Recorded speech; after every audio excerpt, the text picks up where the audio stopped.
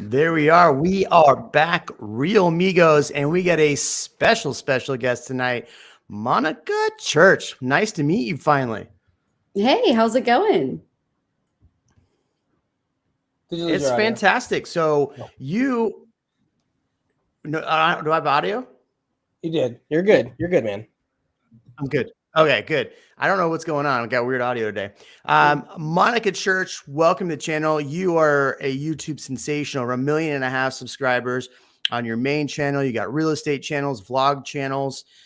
You started off doing like kind of vloggy, tour videos, and now you're a real estate agent in Seattle. How the heck do you go from YouTube to real estate? I know you got a video out there about it, but why don't you tell the fans how you did that?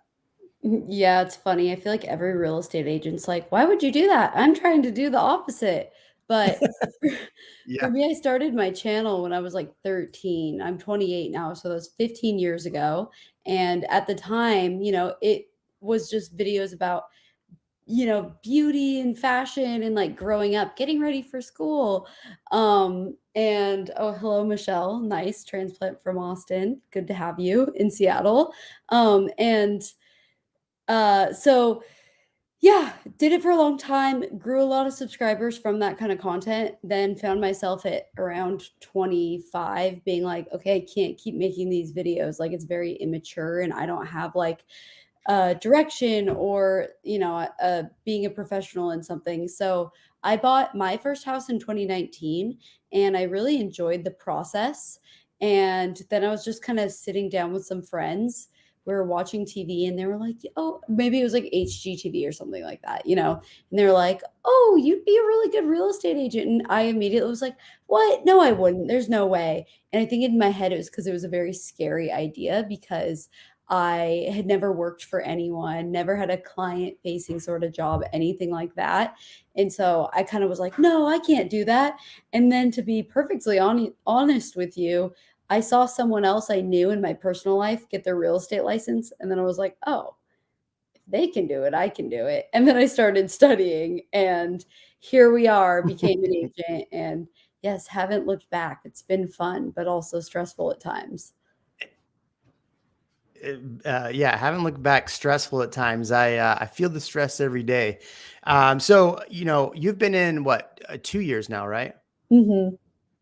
So what's the transition been like going? I know because I think you still post on your other channel, but what's the Mm-hmm. transition been like going from one to the other? Yeah, it at first was very difficult because it's like you study for the real estate exam and then you pass and then the real learning begins actually day one after that. So Yeah. it was super hard to balance both. And obviously, someone buying a house, like, sorry, that takes precedent over, my YouTube video. So I would wake up one day, okay, I'm going to make a YouTube video. And then something would come up. Oh, I want to see this house and offer on it. And then I wouldn't be able to, do that. So it was very challenging the first year. And actually, like, I made half as much money as I usually would in YouTube because I wasn't able to upload as much. But I made money in real estate that made it so I still made the same amount of money. But it's like I made the same amount of money, but I was working way harder. So that was a little frustrating. And then, year two, I think there was still the same struggle and feeling like I was like running very thin on just both things. And now going into year three, I think I've got it down a lot more. So my boyfriend has his real estate license too. So now we work together and he can handle some of the day-to-day stuff. If I need to, like yesterday, I drove 2.5 hours away to go film a, like $17 million house and then drove back. So it took my whole day. But at the same time, Yep. I had clients like texting and emailing. One wanted to maybe offer. So he was able to kind of cover for me. So it's definitely helped. And it's nice because I feel like YouTube, you can do on the weekdays, like Tuesday and Wednesday and Thursday, which are days like people usually, I feel like, aren't trying to look at homes or anything like Right. that. So it's a Yeah. 7-day-a-week job now. It That's definitely funny. is, but I Yeah. don't know. I like being busy. If I weren't, I literally just get bored. So Yeah, but Yep, I hear it. having a $17 million house to go film means that you have tons of content that you can use. You can leverage that. Oh yeah, it was such a cool house. I'm working on doing a video, like a Selling Seattle episode. If Selling Seattle were a reality show, and I want it to come out a couple days before the new Selling Sunset season comes out. So I had to get a That's really good cool. property for it. Yeah. 17 million is not a bad way to go. So since we're talking about $17 million, let's talk about the market. So you're in Mhm. Seattle, you've been selling there for a couple of years now. You're seeing the market. Let's talk about Austin versus Seattle. Why on earth would somebody move to rainy Seattle over sunny, beautiful, I was crazy thinking that. thunderstorms, Austin? I don't know. Honestly, you saw I went to Austin over last summer and I loved it. I was like, dang, I would move to Austin. I really like it. I think people that move to a lot of the people that move to Seattle. So I know you guys get a lot from California. We get a lot from California too, more San Francisco. And sometimes I know they're thinking about Austin, they're thinking about Seattle, and Seattle might seem like the safer bet because it's not that different. Like it's on the West Coast still. It's not that far away. It's like an hour flight, you know? So I think that might be sometimes why. Only an hour flight. I So like that. I was reading an article. The guy goes, it's really not. So they're talking about Austin. They go, it's really not weird anymore. It reminds me more of a Seattle South with more sun, but no mountains and ocean. And that hit me right here. I was like, hey. Seattle South. I don't know how I Seattle feel about that. South. Yeah, I've I only, don't know. I've only been to Seattle one time. It was a lot of fun, but I went just to go drink and have fun with friends. And then we went to Vancouver. So, but it rained the entire time we were there. But it was like, it rained off and on. It wasn't like Yeah. constantly raining. So if somebody is leaving the Bay Area or leaving LA and they're going, all right, I want to go to another city, and I'm looking at the differences between Austin and Seattle, what would be the ideal property or ideal price range somebody would be looking in Seattle?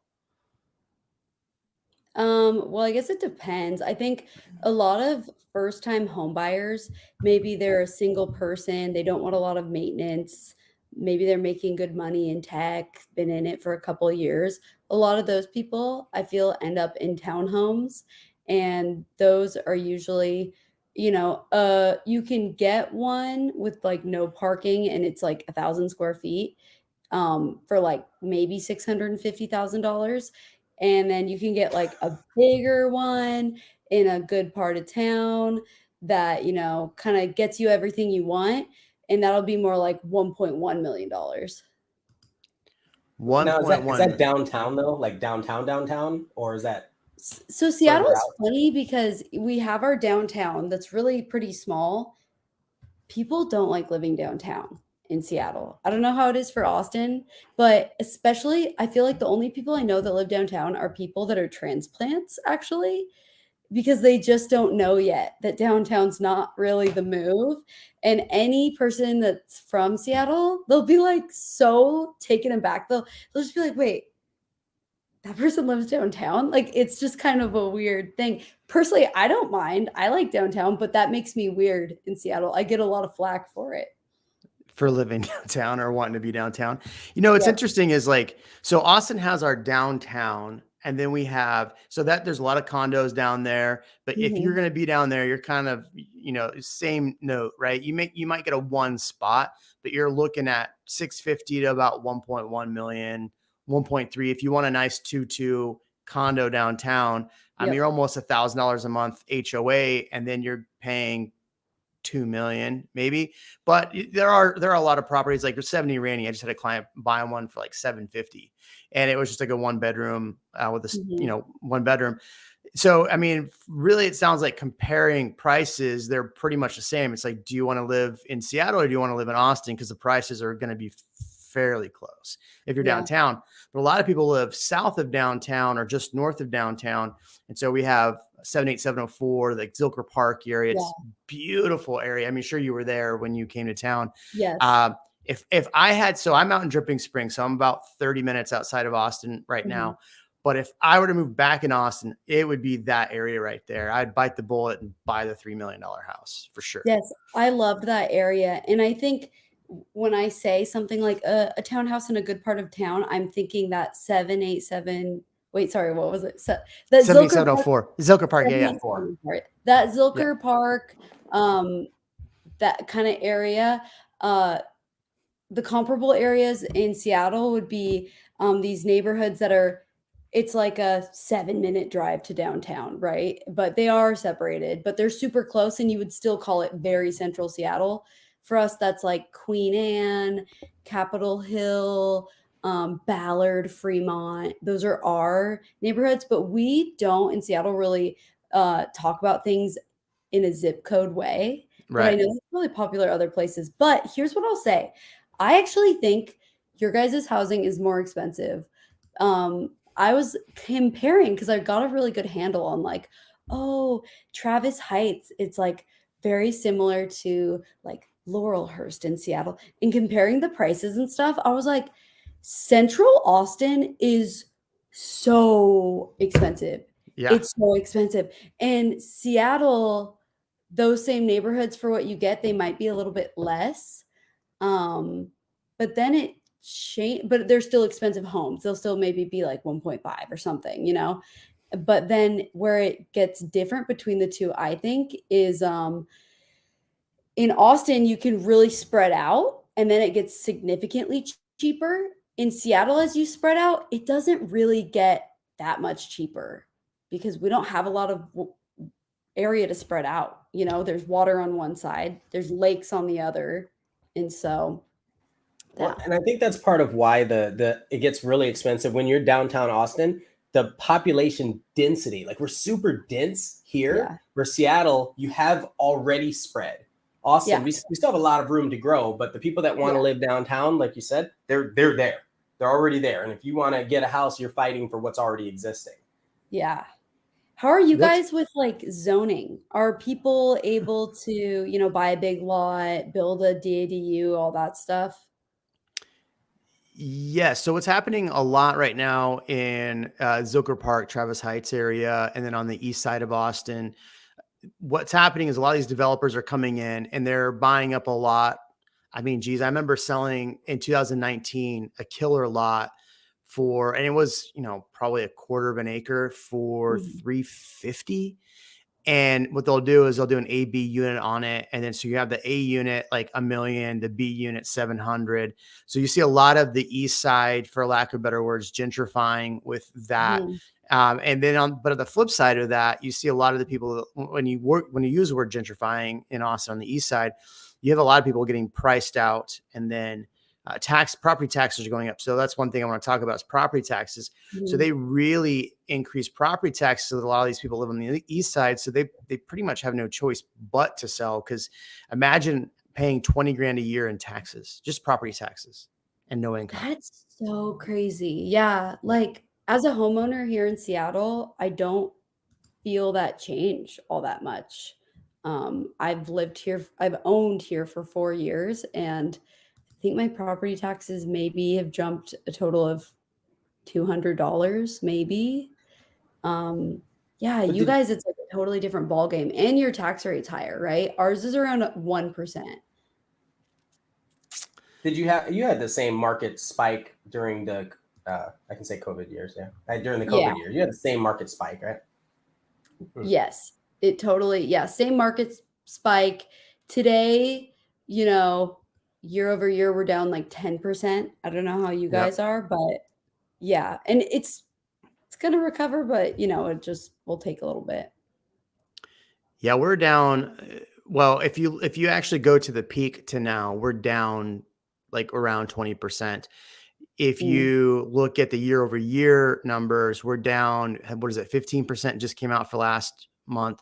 I imagine next month, or when the March numbers come out, we'll be down probably 17, 18%. And then it's going to start to shift back down and be back to 10%. And we'll probably end the year like dead even, because we saw this huge drop, like really June, all the markets really did. And that really flattened us. I mean, we dropped about 21%. Yeah. Okay. I think we're probably pretty similar. Yeah, it's crazy. But yeah, things are picking up here. A lot of buyers out, a lot of competition. Well, maybe not like a lot of competition. It's never as crazy as those 3% to 2-ish% interest rates were, right? Right. But yeah, we'll see. I had a condo I listed last Friday, and my sellers wanted to price it kind of high. I was like, guys, there aren't any comps to support this, but we'll try. I mean, you did make it look really cute. We ended up getting 3 offers in 24 hours. It went over ask, and I was shocked because condos usually don't do that. So there's definitely still people out there. Yeah, I put a video out on my channel today. It was just a short talking about the last 7-day average, right? That actually inventory came down over the last 7 days. And of course, the trolls are out like, oh, you're only doing 7-day averages now. I'm like, come on. Like, I'm just showing you, like, I think that the problem we have in Austin right now is everybody hears the market's crashing, right? All of those people are out saying the market's crashing. And then you get here to go buy something and realize you can't lowball, right? You can, but it's going to take you a lot longer to find a property because there's a lot of demand in Austin still, even with jobs. We're losing some jobs right now in the tech sector and stuff like that. But every time I open the newspaper or Austin Business Journal, another company's still moving here. So it's interesting to see that. What's your take on it, Ian? Well, I was going to ask about that particular condo. Is that condo priced less than most single family homes? The one I sold? Yeah. Oh, yeah. It was in the 400s. That makes a lot of sense then. Yeah. So it was affordable for people that were like, there's no way I'm even getting a single family home. Yeah. Yeah. Because if that was a $800,000 condo at 1,000 square feet, I don't think you would have had those offers. Yeah, totally. That makes a lot of sense. Here's a good comment, and this is why I love our audience writing all their comments because they do a really good job here. Move from Austin to Washington, twice the home value, still pay less in property taxes. It's crazy. Yeah, and then the comment after that, Steve S. saying that I noticed property taxes in both Austin ISD and Del Valle are around 3% tax rate. So that's where. So it's not just that it's 3% tax rate, it's that they reassess the value every single year. And so they go up every single year. So if you're looking at a 1% tax rate in Seattle on a $500,000 home versus in Austin at 2.2%, which is pretty average, like you're looking at a lot more taxes. But the question I have is, what is the income tax in Washington? We don't have state income tax. So no state income tax in Washington, and then property taxes are actually cheaper. Yeah. So it's actually sales tax where they get their revenue. Sorry. Oh yeah. I mean, they get revenue from, I was looking it up before this. It was some number in the billions, right? Of course, for property taxes. So they get some from that. Sales tax is like around 10%, I want to say. So I don't know what your guys is like. I will say our public schools are terrible. So many of them are bad. So they're not well funded. The school I went to growing up, like it was falling apart. It literally was like on the first cold day of the year, the heaters would break. So much deferred maintenance. Now as an adult, I'm like, those schools like were such a mess. And now, they're getting torn down and they're making new ones and stuff. But from my understanding, you guys have much better schools. And it sounds like a lot of the taxes are for that. Whereas here, someone living, like if I living in Queen Anne today had a kid, they'd be going to private school. They would not. Yeah. And so I'd be forking out what, 25 grand a year for that. So really you can factor in the fact that your taxes there are actually being put to work much better than it feels like in Seattle. Jeremy's stone-faced right now. He's like, I'm stone-faced. I'm like, whoa, that's well, having a kid in school, it's quite a bit different than I thought. But it's interesting. Ian, what do you got? I totally lost my train of thought. So you grew up in Seattle, and did you leave and then come back? Is that how that worked? Yeah, I grew up, and then after high school, I lived in LA for 4 years, and then why? Oh, I was sick of the rain. I was like, gotta get out of here. Yeah. Duh. No, and then LA just felt too big. It was like, it's huge. It's so sprawling. I was so sick of it. Seattle feels slower paced. And so I liked that Seattle and Austin feel very similar in size, in my opinion. Yeah. So, getting from neighborhood to neighborhood maybe takes you 10 minutes. And we're like mid-sized cities, but we have big city amenities. And I absolutely love that. So, like, real question, throughout the year, you've got the 12 months. How many months do you spend outside? I mean, I have dogs, so I have to walk them every day, rain or shine. Having But to and wanting to are different, right? I'll definitely, I'll say that here's how it works. We get 2 good seasons a year, I think. We have a great summer, amazing summers. It gets to be like 80 degrees. It's a good temperature. Maybe we'll get a weird heat wave where it's 100 for a couple days, but it's kind of fun in a weird way. And we're not sick of it happening every day. And then we'll either get a good spring, like we're getting a good spring this year. We've had like couple 70-degree days. We're like, whoa, this is crazy for us. And it'll just be like in the 60s, partly sunny, partly cloudy-ish. But then we might get a terrible fall and then terrible winter. Or sometimes last year it was the weirdest thing. We had summer up until like the end of October. It was just this elongated summer that you wouldn't expect. But then when the rain comes, it's like rainy or it's just overcast every day until like mid-April. Yeah. So here today it's like 80 and sunny, right? Yeah. Last week it was hailing. That's so weird. Yeah. Hailing. I was like, what's happening?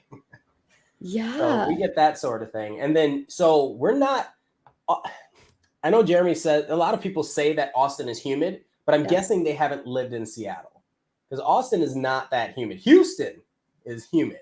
Houston's disgusting. Yeah, I don't recommend disgusting humid. Yeah. Seattle, because it's a lower temperature, the humidity is probably okay, I'd imagine, right? Because it's not hot all the it's time. so weird because it says that we're really humid, like, you know what I mean? Like there is water in the air and all that, but Seattle like doesn't feel humid at all. So me going to Austin, I was like, this feels more humid. Yeah. But I don't mind humidity.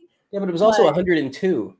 Yeah, I went when it was pretty hot. Yeah. So, but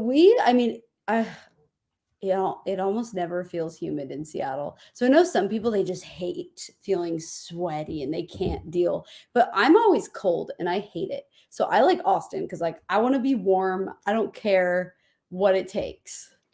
Well, and I think that's a good thing about Austin and why there's such a draw to Austin, because obviously it rains a lot more there. Yet here, everything's outdoors. Everything's catered around the outdoors. We get a little bit of rain and then everybody's right back outdoors. The humidity sucks from it, but everybody's outdoors. They're either on Town Lake, Lady Bird Lake, whatever you want to call it. They're actually on Lake Travis, Lake Austin, boating. They're hiking. They're out. They're having beers outside. People are biking everywhere and then having beers outside. People are running marathons and then having beers outside. People do a lot of beering outside. Because there's breweries all over the place, man. Yeah, you guys have like every restaurant has a huge outdoor space and we don't have that. Like restaurants will have like 2 little bistro table patios that they forget about that they have, So you said you're a dog person, right? Mm-hmm. So we're both dog people. We have the same dog. That's cute, right? So what I've noticed, we have the same dog, or Monica you and I. Okay. I was like, whoa. What dog do you have, Monica? I have 2 Shelties, if you know what those are. What is a Sheltie? No. I'm gonna Google they're right like now. Lassie kind of. They look a lot like Australian Shepherds. Okay. And then I have a golden retriever. Well, my boyfriend has a golden retriever, but we live together, so we have 3 dogs between us. That's awesome. Yeah, you guys are like those dog walkers in the morning with all the dogs. That's awesome. People, we make a scene. People are like, "Wow, those all 3 are really yours," and I'm like, "Yeah, and my life's awesome." Okay. Yeah. Well, I bring that up because since we have such an outdoors culture, a lot of people can just bring their dogs wherever. So like all these bistros that have the patios, as long as they're not, they're not going to snub you, they'll let your dog hang out on the patio without much of a question. Oh yeah. So we get a lot of that. We have that too. We have like this one. You only have 2 chairs out there on your patio. Oh, what's up? You said you only have like 2 chairs out on your patio. Oh, no, I'll say we're at least, so yeah, there are not a lot of outdoor dining spaces, but we will have like it's very dog friendly in the sense that a lot of places will just allow dogs. Like the Nordstrom, if you guys know Nordstrom, started in Seattle. I've heard of it, never been there, but I'm just kidding. I'm kidding. Well, I know Nordstrom's a lot less of a thing on the East Coast, I realized. Whereas here it's like, oh, Nordstrom's cool. Anyways, the Nordstrom downtown is dog friendly. Like I'll literally take my dog into the dressing room and try on clothes. It's kind of funny. That's hilarious. Yeah. Did you when you came here, did you visit the Domain? I didn't, but I've heard it's cool. That's where our Nordstrom is. So okay, that means it's nice. I haven't tried bringing the puppies. It's not pet friendly though. I'm gonna do it. Oh, is it not? I'm gonna bring them in there already dressed up, and then see how they respond. They'll be fine. Yeah, they'll be fine. Yeah, I like Sue's question here. It's not about Nordstrom, but great information. We should balance high taxes against causing people to move or sell their home simply because at some point a family cannot afford the taxes even after their mortgage is paid. I think she's referring more towards Austin. Mm-hmm.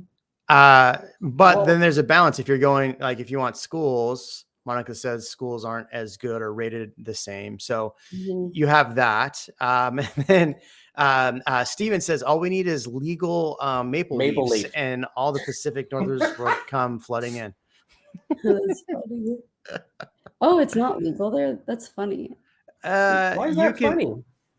This is Texas. Have you heard of Texas? Yeah, this is Texas. Oh yes, of course. Yeah. They don't do lots of things. Yeah. Not yet. Anyway, I imagine you can carry a sword. That's all that matters. Yeah. You can openly carry guns. You can openly carry swords. You can't openly carry marijuana. Did you say it? Is that it? I don't know that I'm going to get demonetized for saying maple leaves. Maple leaves. Yeah. Growing up here, there was a time where maple leaves weren't legalized. And once they were, I felt no difference in the city. I don't know. It doesn't really affect things all that much. I don't know. But I think for a while there's going to be a peak where everybody gets all excited about it, and then it just becomes like a regular thing. Yeah, like maybe the day it starts, the whole city smells a little funky that day. But depending on your perspective, yeah. Then everyone's got their maple leaf shops, and it is what it is. Well, I mean, in Austin, to be fair, when we have ACL Fest or one of the big concerts down at Zilker Park, there is a cloud of smoke that does come out of there as burning maple leaves throughout the city. So you can smell it all the way down up to Ian's area around Round Rock area. They call it, what do they have? Eeyore's birthday party? Oh, yeah, that's right. That's cool. Because they do it on the lake, right? Well, I've never been. I've never been at Eeyore's birthday party. I thought that was at the Pease Park or something like that. That sounds accurate. That sounds like it makes sense. Peace Pipe, Peace Park, Peace. Yeah. Maple Leaves. Have you ever been to Peace Park? It's pretty cool. I have. Last time I was there, I saw it. It's very cool. Thought it was cool. I thought it was cool. I like the whole area because all the walking trails and everything along, it's not Barton Creek, it's Shoal Creek. So yes. Yeah, good spot. Sue says, thank you for terrific podcasting information, real estate information. Maybe it's time for a second home in Seattle. Thank you. Yes, escape for the summers. Yeah, Sue, if you need a good real estate agent, I can refer you one. Maybe somebody on this channel right now. Oh, yeah. Aaron says it's okay. He's here. So, by the way, all right. So we've gone over property taxes. We've gone over cost of living. What is the cost of living higher in Seattle than in Austin? Someone commented on tax fees for everything. I like what Seattle Michelle said. I don't know about you guys, but yeah, our tabs for cars are so obscene. I actually have not renewed my tabs in a year because it annoys me. They do it based on the value of your car. It used to be like, oh, every year everyone renews their tabs and it's like $70 or whatever. And then they changed it where it's based on the value of your car. And the whole system's weird though, because they don't value it. Like they don't go off Kelley Blue Book or something like that. It's just strange. It's very subjective, I guess. And sounds like our property taxes. Yeah. And so, anyways, yeah. So my car is probably worth $45,000, and the tabs probably would be about $700, and it just seems silly. Like what? I don't like it. Yeah. And they can't pull you over just for your tabs being expired. So I actually haven't renewed them in a year, and I'm gonna trade my car in soon, and I'm hoping that I just don't get caught and I just didn't pay for it. Because Seattle, like they it's crazy, right? Like we've got some issues with crime and things like that where I'm like, you know what? I'm a good Samaritan and there's people doing way worse stuff. So I'm not paying my car tabs this year. Like it's trickling down to normal people where I'm like, yeah, I got a parking ticket. I'm not paying it. We actually had, over COVID, a bunch of parking tickets had to get canceled because the city, the way that they tried to go about collecting the fees, they messed something up and they had to cancel parking tickets for people. Like what a huge screw up. That's Isn't that pretty weird? bad. I know. Yeah. And That's pretty bad. I try to see what I can get away with because Seattle's just kind of stupid sometimes with the way it's run. I want to hear more about that. Yeah. We should start comparing notes on that because Austin, I've got a lot to say when it comes to Oh Austin. yeah. Yeah, I got to be careful sometimes what I do say. Mhm. That's funny. So, and then that actually leads to this question right here. What does the city get? Where does the city get most of its revenue with no income tax, no property tax? Rich tech companies. Is Florida, it's tourism. In Florida, it's tourism. So, Hmm. For I Seattle, mean, I honestly don't know off the top of my head. is We do it, do you have think it's good like a high tourism. like tax on the Maple Leafs? Oh, there Well, probably people is. pay for Maple Leafs in cash. I Oh, don't think got it. they even Yeah, but if sell. it's at a Maple Leaf store, they still have to pay the taxes, Yeah. right? Yeah, I guess they do still pay taxes, huh? I don't know. I mean, I don't know. The 10% sales tax is partly. We get a good amount of tourism in the summer, mainly from cruise ships. So I know they probably put a fee on the cruise ships when they port, like the port of Seattle. And we'll That's get in the summer, we'll get literally 4 ships in a day. whale watching, right? Whale watching, they'll do smaller boats for that. You know what? So we have a ferry system, right? These ferries that because we have like a channel of islands, and the ferry, it'll be you walk on, it's like $7. You can get to a different island for the day. It's really fun. There's this time last year where I was on the ferry and we had to stop because there was orca whales in the path. And the ferry had to stop and just sit there for like 30 minutes. And it was free whale watching for us. It's kind of cool. That is kind of I cool. I went out to Bainbridge Island one time, the one time I Yeah, was there, and took the ferry out there. And I gotta admit, taking ferries is kind of fun. I, it's super fun. yeah, They have beer on the ferries, so that's where we get our beer. that's true. Yeah. We brought a 30 pack with us, I think, though. So Nice. yeah, it was a good time. I don't really remember the rest of the night, but I woke up in the morning on somebody's couch. I remember going out and like going, wow, the ocean's right here, and like walking in the rocks and then waking up on somebody's couch. And there was like a 9-year-old kid looking at me when I woke up. I'm like, what? Wait, where am I? And it was literally my friend's house. He's like, oh, yeah, it's my brother. And I'm like, what the heck is going on? It was Yeah. quite entertaining. Bainbridge Island, everybody, go there. What about the food scene? Is the food scene That's comparable? important. Because I thought that's a barbecue, but still, I how's the know. food When I saw scene? that, I was thinking barbecue as well. Yeah, Seattle, the food scene, it's okay. We have, I think, good like Italian restaurants, some decent pizza. Pizza's my favorite food. Um, ditto. New American stuff like that. There's a couple air quotes famous barbecue spots in Seattle. I haven't tried them, so I can't report back for you. But we have our known barbecue spots. We don't have a lot of Mexican food, and what we do have is not that good. So that's the big disappointment for us. Mexican food's a disappointment for me here too. Is it? No. Everybody loves Tex-Mex here, and it's totally not the same. I can Yeah, guarantee it's not you the it's same. not the Everything same. we have here is infused with Mexican. There's a Vietnamese Mexican fusion burrito place. I was like, this is phenomenal. Like we have that I kind can of get stuff. behind It's that. Oh great. my gosh. Oh, it's I great. love that Uchi that you guys have. Uchi, yes, Uchiko. Yeah, good times. I think your guys' food is better. It is. It's better. Yeah. It sounds like. But it's better. Starbucks came from Seattle and Nirvana came Yeah, from Seattle. right. So we have Blue October is what we have. And nobody even knows who Blue October is. So there's, we got Willie Nelson. Never mind. I take it back. Oh yeah. I know who Blue October is. That's funny. Didn't know that. Yeah, Blue we October, San randomly, Marcos. Yeah. Seattle just like also has kind of a lot of billionaires. Just a lot. Just Kind of running around. Kind of a lot. Yeah. Yeah, there's Austin has a lot of half billionaires. oh, okay. That's funny. I don't know more if like there's a we metric to actually have measure. a lot of billionaires here too.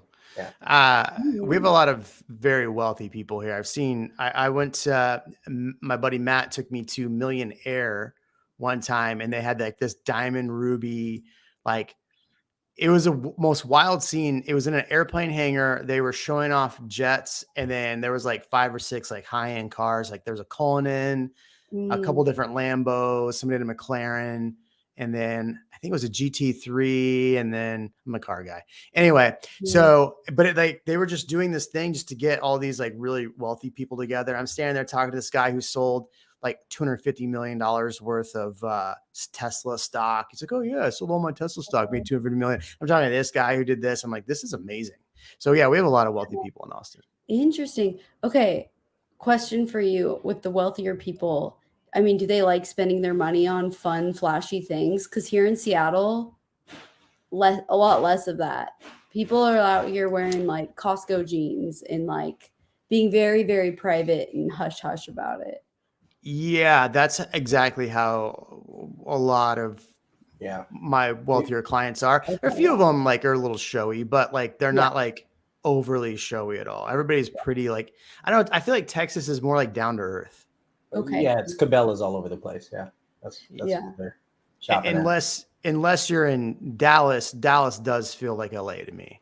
I've heard that. I went there and I had a friend that was like, the reason Dallas feels like that is because there's nothing to do except shop. And so you kind of just care about your looks more because there's nothing to do. Yeah. And it's still warm, so they're outside all the time, so they have to show off. Yeah. Yeah, that's true. I know, like here, because it gets rainy half the year, it's like I don't go out to bars for half the year. Then when the sun starts coming out more, I come out of my hibernation and I'm a more social being as well. Yeah, I'm usually a lot more tan. I like this question for Joe. Have you seen any Porsches? Have you seen how many Porsches are around here? I think he's talking about Austin. Yes. Austin, yeah. There are a lot of Porsches. Is there a lot? Yes, there are. I have a Macan GTS. I got new tires on it today. Oh, nice. Why'd you go with the SUV? I don't know. I just I liked it. I've never sat in any non-SUV Porsches. Do you like sitting higher? Is that like I think so. I like the car, but I actually have this Airstream trailer I've been getting renovated. Nice. It's almost done. It's actually in Dallas, and I have to go pick it up when it's done. So I'm going to trade my car in and get a truck. It's going to be interesting. Well, your Macan. Well, how big is the air? Well, yeah, is it a longer? But a diesel Cayenne would work. So I might get. Well, when you get out here, I got a friend at the dealership who can hook you up with a diesel Cayenne. So for I'll real? let you know. Yeah, that would be good. Yeah. Okay. Yeah. If we can look out for, because I think they stopped those in 2016. So if I could get a 2016, that'd be sweet.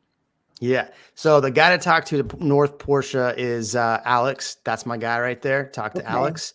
South Austin still is a different Alex, but I would definitely personally trade the Macan for a Carrera.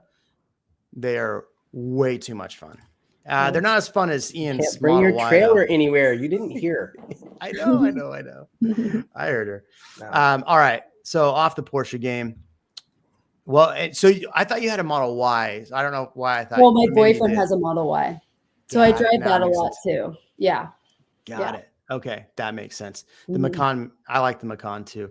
I wanted to get my wife a Cayenne, but haven't done it yet. So don't She might be listening. I don't want her to hear that. Mhm. We get camp shootings. Okay, I don't want to answer that one.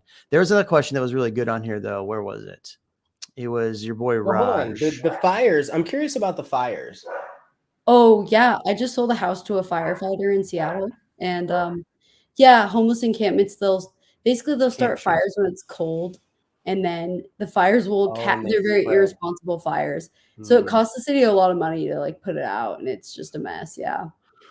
It does freeze here every now and then, and you Mhm. will see campfires, but I haven't seen any campfires like burn anything down yet that I Mm. am aware of. But we We have do. I think some arson as well. We had, like, a dry boat storage area that was a month ago, just arson by someone, and it was just, "Why, dude? Why?"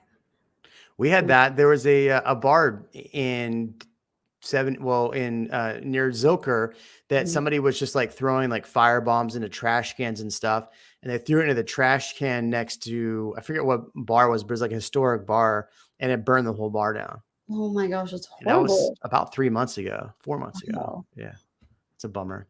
Yeah. Um, Okay. so Raj says, have you seen? And so Austin had a pretty, crazy homeless scene recently, and it's Mhm. definitely changing. But have you seen homeless impact downtown livability, real estate in Seattle? I had a client sell their home in Queen Anne, and there was a half naked man outside of his condo for every open house.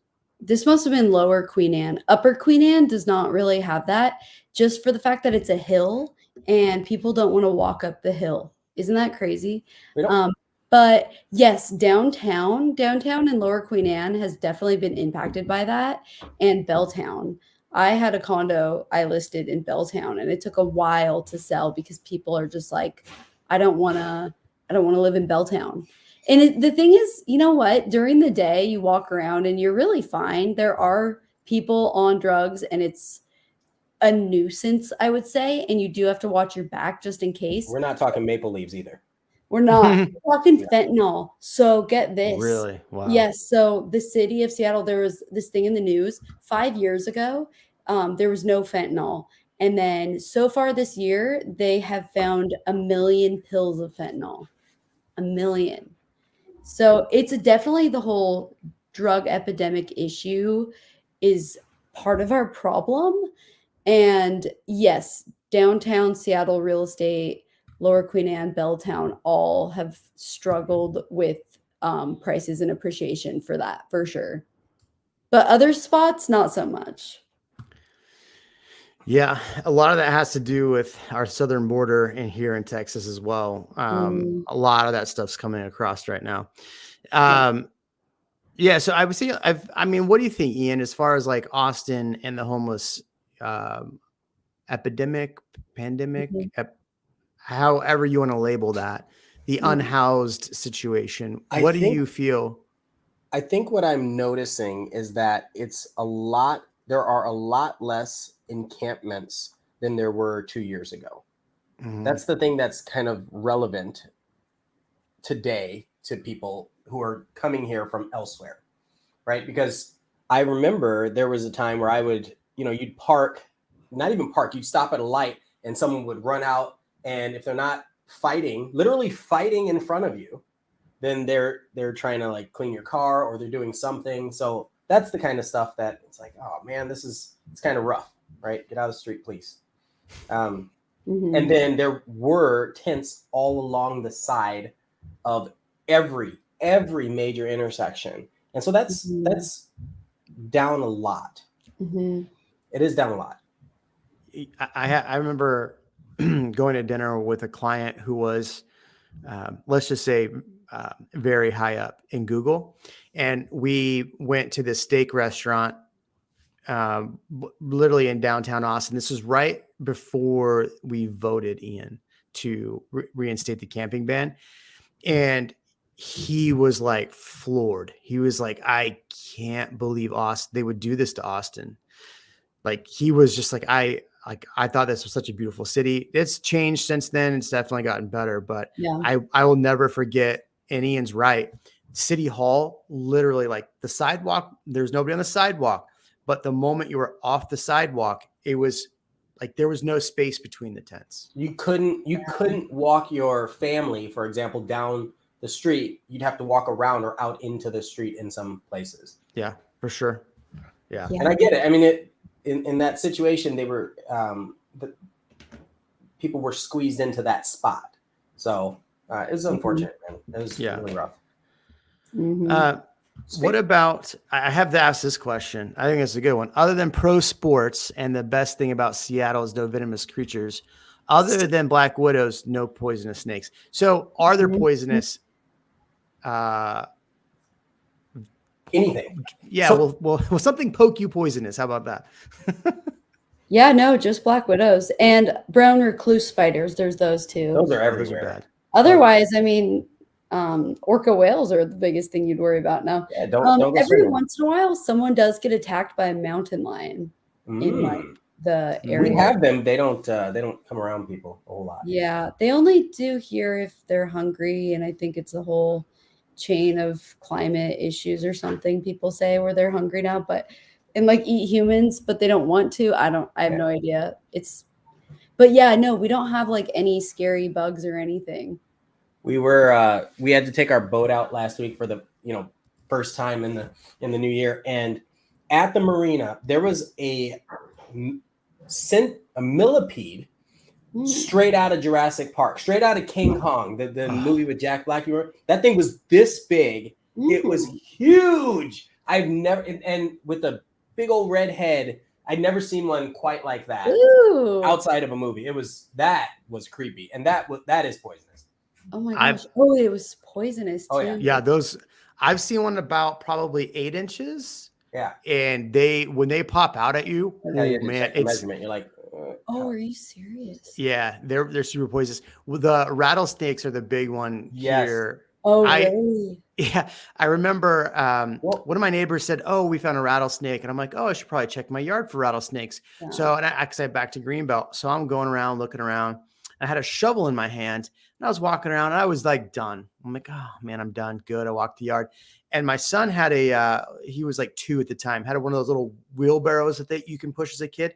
It was flipped over, and so I literally was walking by it. I kicked it, and a probably about 4-foot rattlesnake just started going right by my foot. I'm like, good thing I had the shovel. But that year I killed six rattlesnakes and sold my house. Yeah. 6 rattlesnakes. Well, we have a lot. We have wild boar. Apparently that's an issue for people. Oh. Yeah, it's fun. Because that's actually a fun issue for me because I hunt. Wow. Oh yeah. It's great. That would be fun, actually. Yeah. Huh. Aaron wants to talk the Fed rate hike. You're in real estate. You see all the news. You watch BAM. You are on BAM. So what about the Fed rate hike? What are your thoughts? 0.25% increase. I don't know if anybody's read the news on it, but yeah. So I think the worry was if they went higher than 0.25, that it would put us faster into a recession. Yet other banks are being sold off right now. I think was it First Republic Bank just had to get acquired.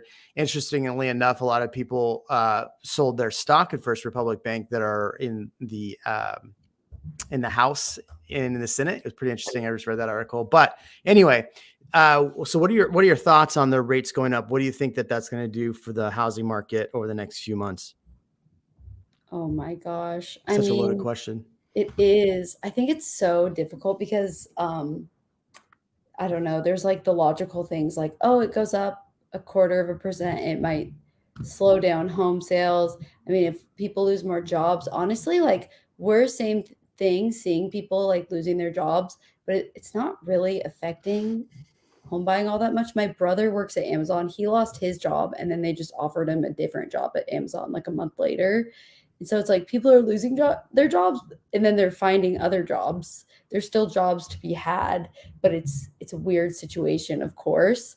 I don't know. I think that people keep being like, oh, this recession that's going to happen. And I'm just ready for it. I'm so sick of everyone keeps saying it. Just whatever. Something happened. We're all going to ride it out and survive and be fine. I remember 2008 and all that. I was young, but my parents had bought a house at the height of the market.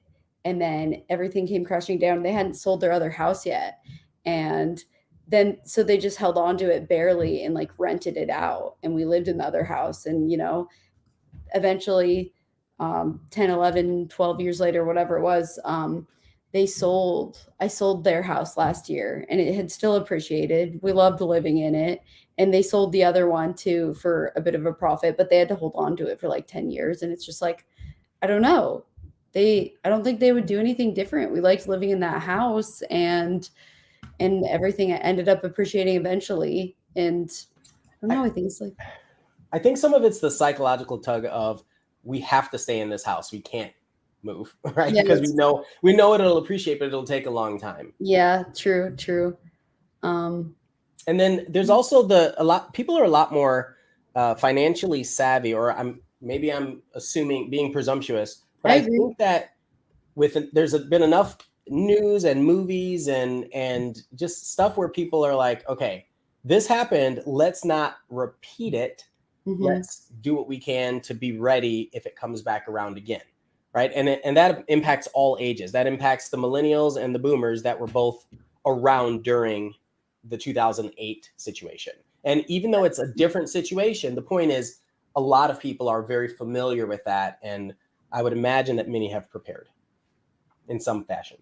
Yeah, that's a great point. I think too, people that are buying right now are pricing that in. And if you look at where interest rates go, so I brought this up first to show what happens. So typically,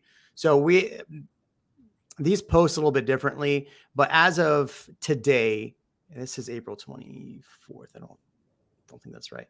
But as of the latest, we're looking at interest rates around 6.55. Okay. Usually what happens when we see the rate, when they announce the Fed rate hikes, they've already kind of pre-priced in the fact that they're going to see it. So that's why we're seeing prices, or this is the 10-year treasury. That's why you're seeing the treasury go up. And then as soon as they announce it, it drops. So today it dropped again, which means that interest rates will come down slightly tomorrow, because typically we follow the 10-year treasury.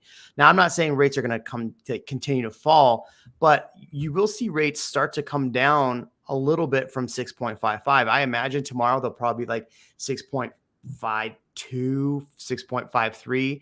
And then we'll see them pop down on Friday. They'll probably come down a little bit more as well. And then they'll start probably doing the same thing this does. Look, they just bounce around right now, or in the mid sixes. So while everybody's really worried about interest rates going up, it's really a product more of the 10-year treasury. And, a lot of people are like, even Aaron's in the chat saying that this means real estate prices are going down. I don't think it means that right now. I still stay very strong in the fact that we are in the spring market. People are out buying. We talked about earlier how much, how many buyers are still out right now in this market. So we're still going to see this continuous spring, because people still need to buy during the spring. So I imagine prices will fall like they typically do, July, August, September, and then level back out. That's my anticipation. And then, yeah, Michelle's right. 20%. So what do you think, Ian? What did he say? So not Steven. Dinosaur D says, people are not more financially savvy. Credit card debt. Yes, down right below that. The credit card debt is higher than it's ever been. My curiosity, and I don't know this. I don't know everyone's financial situation, but of the people that have the higher credit card debt, do they have reserves somewhere? I don't know. It's probably not. It's probably not. But a lot of people have their wealth in real estate if they did buy real estate. So if we're talking about the people that don't have real estate, and I don't know. What's interesting is this may be the right. I just don't. So, and this may be, I'm not playing with it. Yeah, I don't do the credit card debt thing either. But the reality is that we may see them stop increasing on the next one, because if we start seeing where inflation is coming down, which they want is to get it down to 2, but we start seeing banks fail, they're going to have to pull back. And we are seeing banks failing. So it's probably why they didn't do a 0.5%. They did a 0.25%. I think a lot of banks kind of, bake that into the cake. The problem with the banking is you have depositors that have hundreds of thousands of dollars that they're taking and moving to other things. Like I have a lot of my money in JP Morgan, not JP Morgan, but in like a private fund, because I've just removed all of my stuff out of the banks because of that. So there's a lot of people removing their funds out. And so that's why we're seeing such an issue with the banks, because they don't have the funds on hand. So it'll be curious to see what happens. If you don't, in the morning, it's more aimed at real estate agents, but at 8:30 in the morning, our time central, bam, my friend Byron Lazine puts out a podcast where he talks about what's happens and he breaks it down every single day. It's more aimed towards real estate agents, but it is good for those who aren't in real estate to watch it as well. So just to get an idea. Do you use ChatGPT? Thoughts on ChatGPT plugin for Zillow? I didn't even know about it. I guess that's funny for marketing remarks and stuff. Well, I'm doing this video, right? This remake Selling Seattle of Selling Sunset. And I asked ChatGPT last night to script out a pilot episode for it. So it kind of helped me. I'll use it for some random stuff, but I don't use it a lot. I think that's an interesting question. So he talks about specifically as a plugin for Zillow. Yeah. I think that's just the norm moving forward. By this time next year, not everything, but a lot of things will have their own variation of that, or some kind of integrated AI that's similar. Mm-hmm.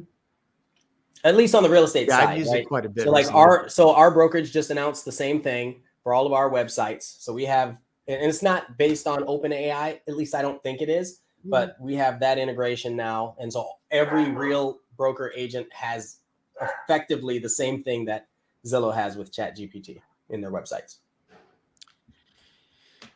Yeah, so I was messing with it the other day. I created a video on my second channel and I talked about there's a function you can do to cut longer videos into reels. Yeah. And I was testing that out and I put it on my other channel and it actually worked out really well. So I'm curious, I'm into all the AI stuff. I've used it, scripting out videos the same way. I did a tax protest video recently and I was like, I wonder what ChatGPT can give me on this. Just as I already knew what I was going to say, but I put it in there and a lot of the stuff that I was going to say, it scripted it out quite well. Wow. So I think it's good. I think if you're a real estate agent, you should absolutely be using it. Aaron had said that, I forget what he said. Sorry. Last question. Then we're going to get out of here. He said something about Q3 or Q4 buying towards the end of the year here we go. No, this wasn't it. Anyway, my response to him is I agree. I'm personally waiting to Q4 to buy some of my investments that we're holding, like we have cash waiting for. But the reality is, if you think about the market and why the market went up, people were coming in droves and these investors were buying. So if we see prices dive in a lot of these markets, you'll probably see investors back in the market. Right now, why we're not seeing the market as hot is there's a lot less investors buying. They're as our good friend Logan said, Ian, why catch a knife when it's falling? Wait for it to hit the ground. Yeah, it's safer to pick up that way. Yeah, that's a good analogy. Yeah. I like it. Yeah. All right, Monica, I appreciate you joining us. Find her on her YouTube channel. You just look up her name, Monica Church. She's got like 18 channels.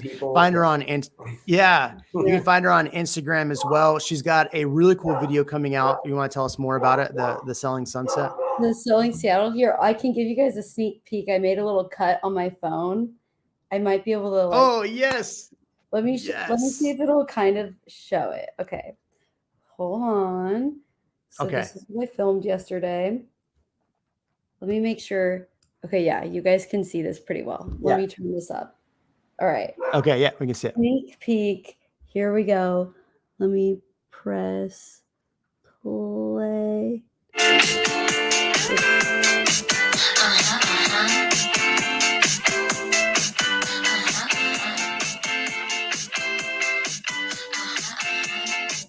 You get it? Like the little montage? Yeah, that was awesome. Cool. Jeremy, can we make one?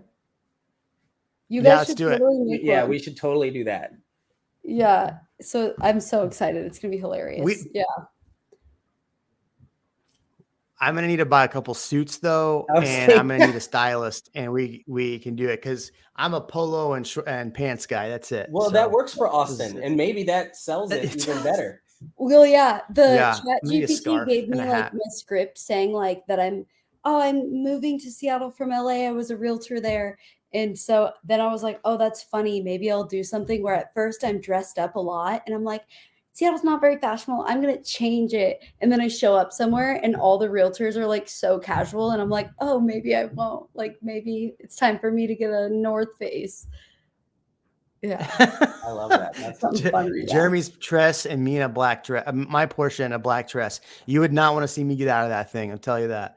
All right, Monica. Hey, you've been a fantastic guest. Thank you so much, Ian. We'll You've catch been you awesome. next video. Thank you, everybody. Thank you, Monica.